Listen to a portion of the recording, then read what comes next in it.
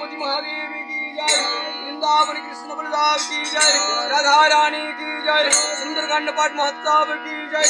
रामचरित मानस महापुराण की जय। जय जय सीताराम, जय श्री राधे श्याम। हर हर महादेव। निताई गौर हरि बोल। नीलांबुज श्यामल कमलांगो सीता समारोपित वाम भागो। पान महासायक चारु चापं नमामि राम रघुवंशनाथं। भवाधिपतं भरताग्रजतं भक्तिप्रियं भानुकुलप्रदीपं बुधात्रिनाथं भुवनाधिपत्यं भजामि राम भवरोगवैद्यं। लोकाभिराम रणरङ्गधीरं राजीवनेत्रं रघुवंशनाथं।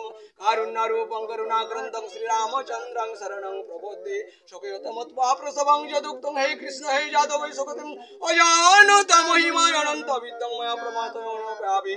तमैव माता स पिता तमैव बन्धुश्च सखा तमैव विद्याद्रविणं तमैव सर्वमो देवो शान्ताकारं भुजगशयनं पद्मनाभं सुरेशं विश्वधारं गगनसदृशं मेघवर्णं शुभांगं श्रीलक्ष्मीकान्तं कमलनयनं योगिर्विरदानं गम्यं वन्दे विष्णु भवभयहरणं सर्वलोकेशनाथं अच्युतं केशवं रामनारायणं कृष्णदामोदरं वासुदेवी हरिं श्रीधरं माधव गोपिका बलव श्री जानकी नायक श्री रामचंद्र बोझे पाहि नाथ गई पाहि गुसाई भूतले पड़ो इलो पटके ना।